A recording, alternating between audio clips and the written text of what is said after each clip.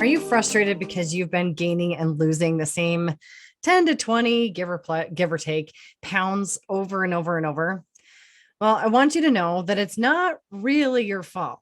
It's kind of your body working against you, and the information that we've been told forever, it's just wrong.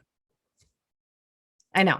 This is how it is. This is how I do. My name is Heather. I own HC Transformations. I'm a personal training, nutrition, and lifestyle coach, and I specialize in helping female leaders prioritize self care without sacrifice. And I'm also a straight shooter. I give it to you the way it is.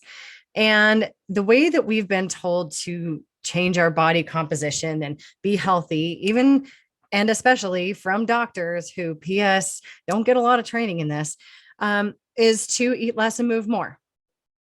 But the thing is that it's not that simple. And yes, calories matter. Yes, that process matters, but it doesn't happen in a vacuum. There are so many other factors that come into play there. I want to give you some information that will hopefully help you stop being so frustrated, help you get off of that hamster wheel of gaining and losing the same weight over and over and over with every different gimmick and diet and thing out there. And hopefully you'll stop killing yourself or running yourself into the ground trying to lose it.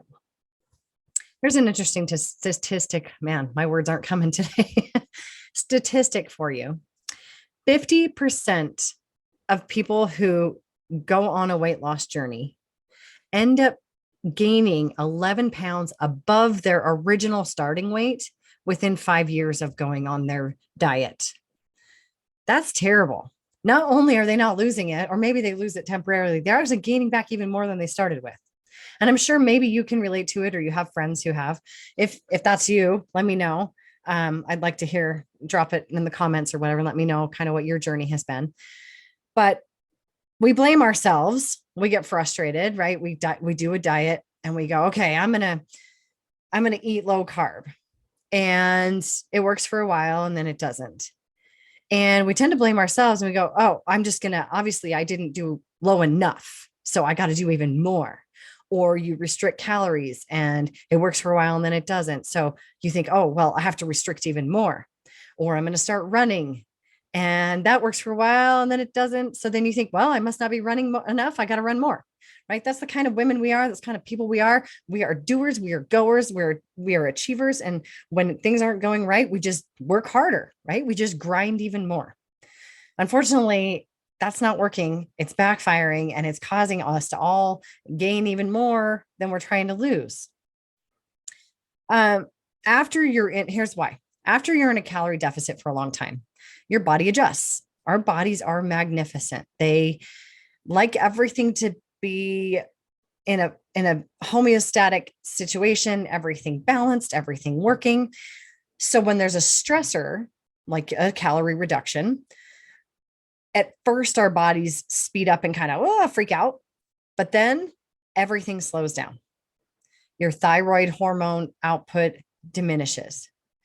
Your body starts to burn muscles for energy instead of fat, because it sees muscle as not as important as fat for survival. And you actually have a reduction in NEAT. NEAT is the energy, it's an acronym, NEAT, for the energy that you burn just existing, just, bouncing your feet while you're sitting in your chair, or, I tend to kind of wobble from leg to leg when I'm standing up. I don't really hold still. All that extra energy you burn stops happening when you get too far into a calorie deficit. Your brain says, we do not have any excess fuel laying around here, so we need to reduce our output. You'll find that you're more tired, that your brain isn't quite functioning like it should because it's not sending as much energy up there, because for your basic survival, being able to put together logical thoughts doesn't matter. All you need to be able to do is run and hide and get away from the bear, right? The other thing that, if you've ever noticed when you're in too far of a calorie deficit, you don't have the spunk. You don't have the get up and go. My mom used to say, my get up and go, got up and went. You just kind of feel flat. And that is your brain's way of saying, hey, let's go on cruise control. Let's dial back the energy output because we just don't have that much to burn. Bottom line, you're restricting, you're starving yourself, yet your body is recalibrating to still store as much fat as possible and actually even store more in some cases. What do we do then? You're like, okay, what do I do? I'm damned if I do, I'm damned if I don't. You don't calorie restrict for long periods of time. You need to eat what your body needs and not what it doesn't. Sometimes, if you've been in a huge calorie deficit, that means you have to reverse diet out of it. You have to gradually start eating more in order to lose fat. And that absolutely, like, I guarantee your brain right now is like, no, absolutely not. That's not true. Because we have heard for so long that the way to lose body fat is to eat less and move more.